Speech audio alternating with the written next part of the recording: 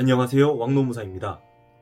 오늘은 사업주가 근로계약서 작성을 계속 미루거나 회피하는 경우에 노동자가 어떻게 대응해야 하는지 설명드리겠습니다. 알바를 시작하거나 회사에 입사해서 열심히 일을 해보려고 하는데 근로계약서 쓰자는 말이 없어요.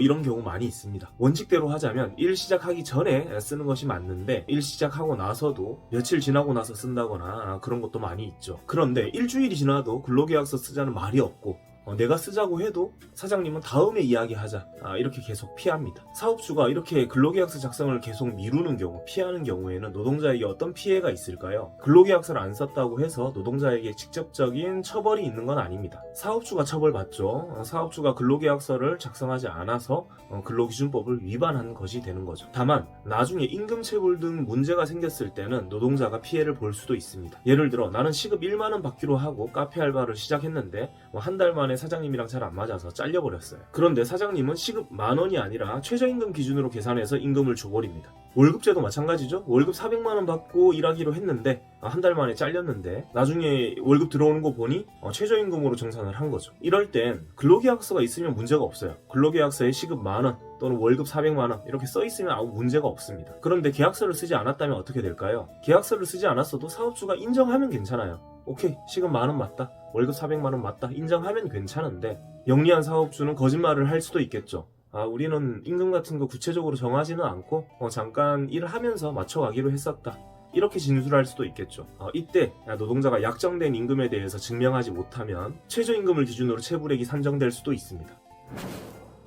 그렇다면 사업주가 근로계약서 작성을 회피할 때 노동자는 무엇을 해야 할까요? 다른 방식으로 근로조건에 대한 증거를 남기면 됩니다. 꼭 근로계약서가 있어야만 내 시급, 내 월급을 증명할 수 있는 건 아니죠. 카톡이나 문자로 사장님 저 그러면은 시급 10,000원으로 적용되는 거 맞죠? 이렇게 물어보고 답변을 받아두면 됩니다. 답변을 하지 않는다? 이거 정말 의심해봐야죠. 싹수가 보이죠? 그땐 전화해서 녹음하거나 대화하면서 근로조건을 물어보고 답변하는 걸 녹음해두는 게 좋습니다. 이걸 편하게 하려면 근로조건이 결정될 때 녹음하면 좋죠. 보통 알바는 이제 면접 볼 때 근로조건에 대해 협의하죠. 면접 볼 때 혹시 모르니 녹음을 해두는 것도 좋습니다. 시급은 얼마죠? 근로시간은 몇 시간이죠? 이렇게 물어보고 답변을 받는 거죠. 물론 세상에는 좋은 사장님들도 많이 있지만 지금 나랑 면접 보고 있는 이 사장님이 좋은 사장님인지 나쁜 사장님인지 알 수가 없죠.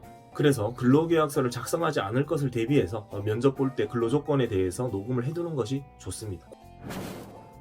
꼭 임금만 중요한 건 아니겠죠. 주요 근로조건에 대해서는 카톡, 문자, 녹음 등으로 증거를 확보해 두시면 좋은데요. 임금, 근로시간, 휴게시간, 휴일 이 정도 확인해 두시면 좋을 것 같습니다. 임금이라는 것이 항상 근로시간과 연결해서 생각해야 하거든요. 그래서 근로시간을 꼭 체크해야 하고 휴게시간도 잘 확인해 둬야 합니다. 정해진 휴게시간이 있는지 물어보고 답변을 받아야 하고요. 휴일도 확인해서 근무일을 특정할 수 있으면 좋습니다. 주요 근로조건에 대한 증거만 확보하고 나면 어쩌면 근로계약서를 작성하지 않은 상태가 노동자에게 더 유리할 수도 있어요. 이유는 근로계약서가 사업주에게 유리한 내용으로 채워질 수가 있기 때문인데요. 특히 포괄임금제, 이게 노동자들에게 많이 불리하게 적용될 수 있습니다. 월급에 연차수당 같은 거 꽉꽉 들어가 있으면 사실상 연차를 쓰는데 내 월급 까면서 연차 쓰는 그런 상황이 생길 수도 있어요. 그런데 근로계약서를 작성하지 않았다?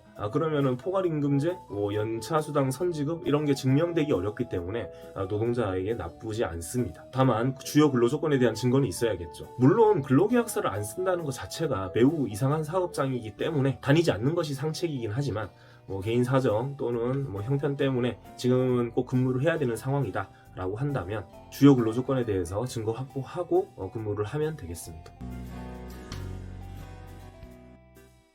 네, 오늘은 사업주가 근로계약서 작성을 회피할 때 노동자의 대응 요령에 대해 설명드렸습니다. 제가 녹음을 하는 것도 좋다고 말씀드렸지만 면접 볼 때 어설프게 녹음하려다가 걸려가지고 초장부터 이미지 망치는 일은 없어야겠죠. 자신이 없으면 면접은 면접대로 보고 나서 면접 끝나고 나서 근로조건에 대해서 카톡, 문자로 정리해서 보내고 답변 받고 이렇게 하시는 것도 좋습니다. 이제 곧 5월 중에 구독자가 5만 명 돌파할 것으로 예상이 됩니다. 세월이 참 빠르네요.